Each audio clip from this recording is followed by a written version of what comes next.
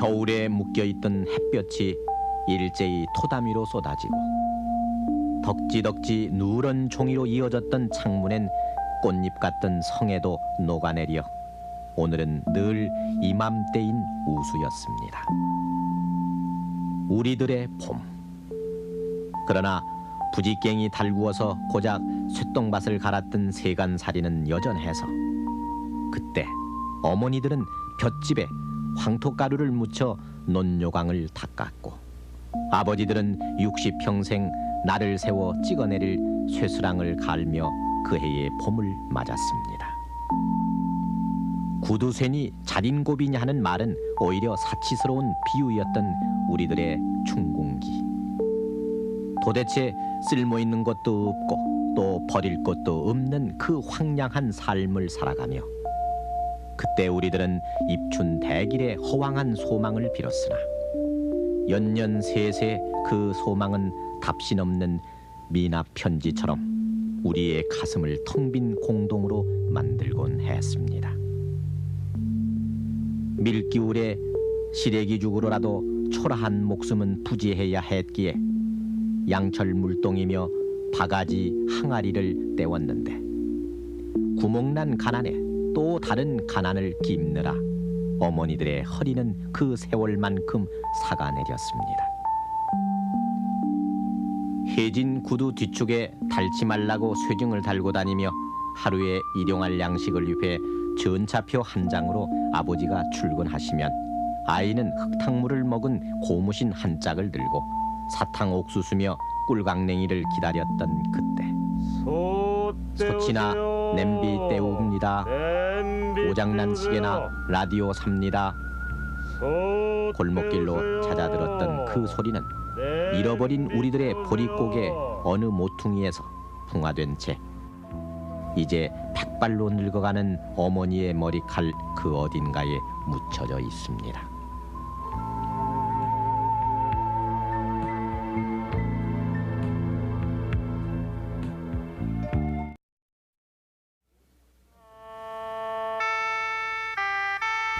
모든 것이 어쩔 수 없이 인력에 의존할 수밖에 없었던 시절이 있었습니다.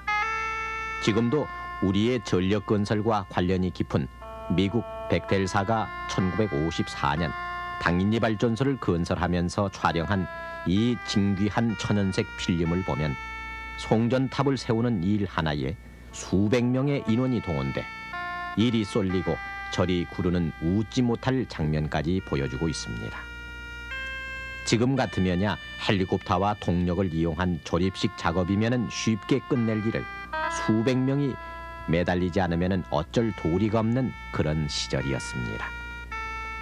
이 당인리 발전소와 함께 장항해 제련소나 문경 시멘트 공장, 경성 방직 공장 등이 1950년대 우리들 공업화의 상징처럼 여겨지던 그때 만들어내는 물건도 부족했고 또 제대로 된 물건 하나 만들기도 벅찼었습니다.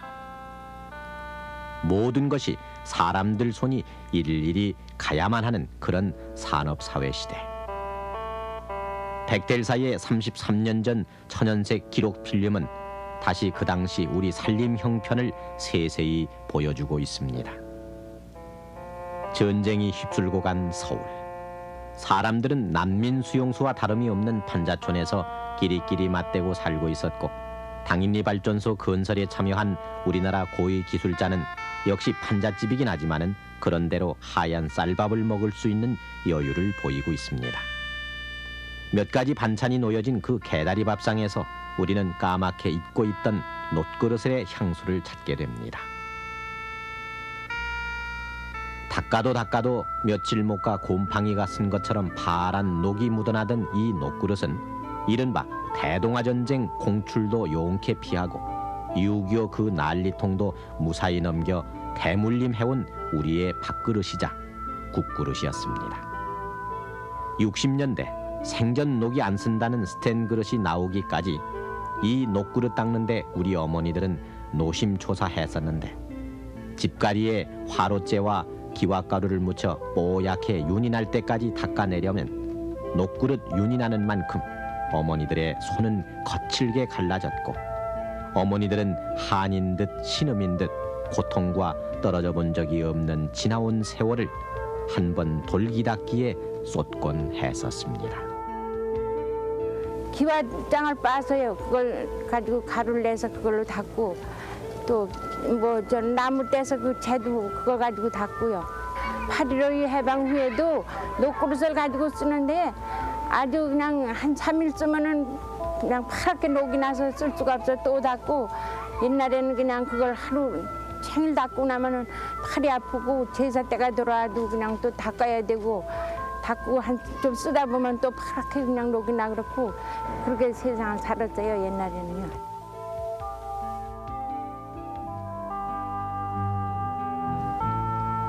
솥 때우시오, 냄비 때우시오. 아침상 물린 뒤쯤이면은 언제나 우리들이 낮게 사는 골목길을 흔들고 가던 소리. 벙거지 같은 중절모의 러시아식의 긴 외투, 그리고 국방색의 낡은 가방을 둘러맨 땜장이는 그렇게 구슬픈 듯 외치고 다녔습니다. 그 소리를 따라 동네 안악들은 커다랗게 구멍이 숭숭 뚫린 낡은 남비와 솥을 들고 땜장이 주변으로 모여듭니다. 고물장수에게나 가야 할 그 낡은 남비나 솥을 진맥이라도 하듯 살펴보고는 땜장이는 낡은 뺑기통에 진흙을 발라 만든 풍로에 숯불을 피우기 시작합니다.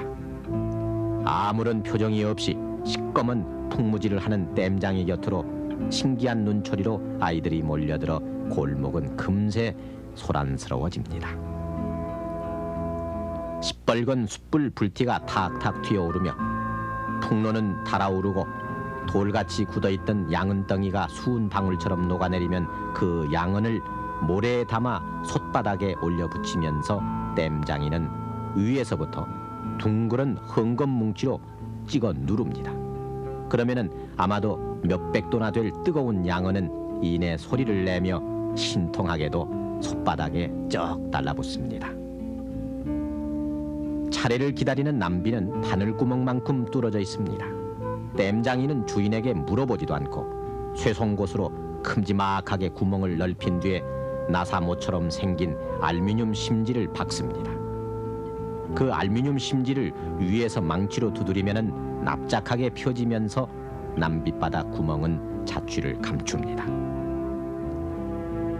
옛날에는 소치나 남이 때로 다닐 적에는 소치나 남이가 질이 좋지 않아서 떨어진 게 많아서 잘 집중해도 다 새로 사기는 어렵고 떼어쓰는 일이 많이 있었습니다.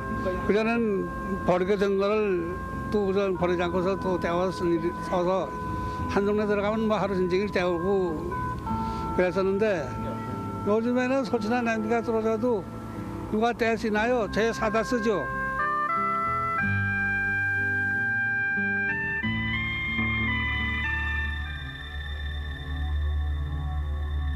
낡고 찌그러진 솥과 남비, 땜질이 듬성거리고 바닥이 새까맣게 삭았어도 그 솥과 남비는 소중한 재산 목록이어서 천리 피난길에도 다른 것은 다 버려도 그것만은 버릴 수가 없었습니다.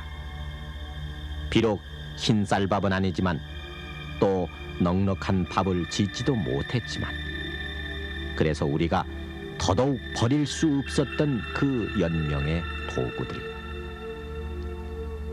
가난한 집 솥은 더 쉬 뚫어지는 것인가? 솥 하나에 밥도 짓고 국도 끓이고 찌개도 끓이고 프라이팬처럼 전도 붙이고 하다 보면 땜질한 자리가 자주 떨어져 나가고 허지러진 살림살이처럼 퀭하게 구멍이 나고 금이 갔습니다.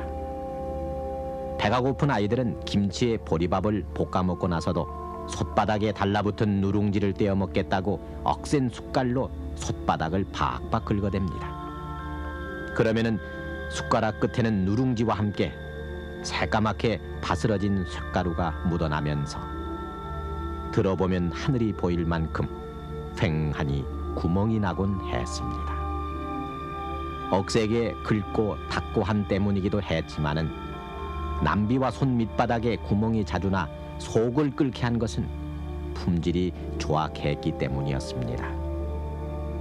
고물상에서 주워다 모은 헌 남비나 미군 부대에서 흘러나온 알루미늄 양푼을 녹여 그릇을 만들었으니 불순물이 많이 섞여 쉬 구멍이 나는 것도 사실은 당연한 일이었습니다. 집안 구석을 아무리 둘러봐도 성한 것은 아무것도 없었고 또 그렇다고 버릴 것 또한 아무것도 없었습니다. 먹성 해결도 제대로 못하던 그때 무엇이든 사들인다는 것은 낭비였고 사치였습니다.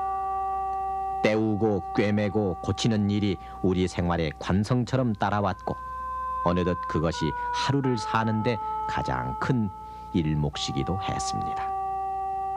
지금은 그 어느 곳에서고 찾아볼 수 없는 양철 물동이, 이따금씩 찾아오는 급수차 꽁무니를 쫓아다니며 들이밀었던 그 양철 물동이도 사가서 구멍이 나기 일쑤였습니다.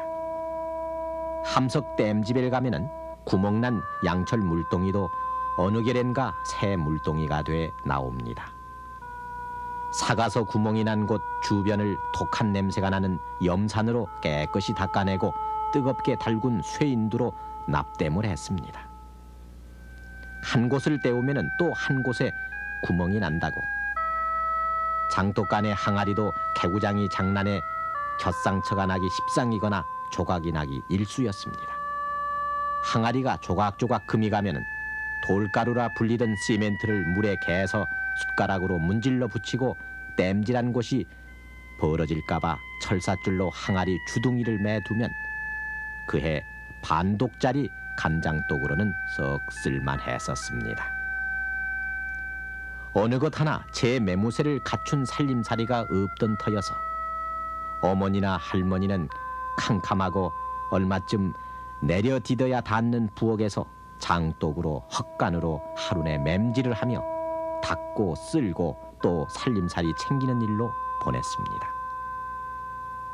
요즘은 구경하기가 그리 쉽지 않은 플라스틱이 아닌 박덩굴을 쪼개 만든 바가지도 쓰임새는 기묘한데 쪼개지거나 금이 가는 등 성가셨습니다.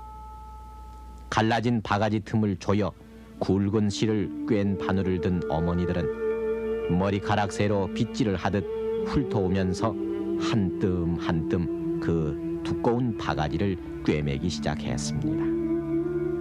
그러나 어머니들이 바늘을 머리로 가져간 까닭이 머리기름이 묻어 바느질이 수월하기 때문이라는 것을 안 것은 한참이나 지나서였습니다.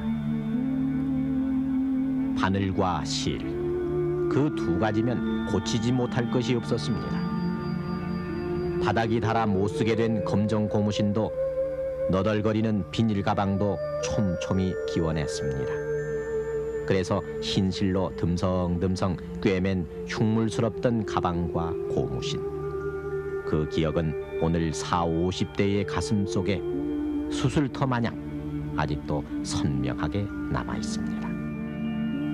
당시에 고무신이라는 것은 한 킬레가 참 구역에도 얼었었고 그때 그걸 살 것 같으면 참 마르고 닳도록 겨우도 신고 참 이렇게 하고 학교를 다녔습니다.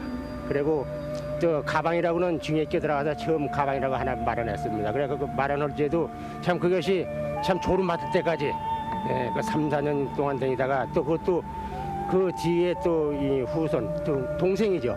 동생들한테도 물려주고 옷은 국민에게 다닐 때는 뭐 참 바지옥으로도 입고 다니고 그랬습니다만은 중학교 들어가서 겨우복이라고 하나 마련해가지고 입고 다니는 것 같은 그것도 참 깊고 해지고 없어지고 아주 뭐 걸레가 되도록 뭐 이렇게 했었습니다.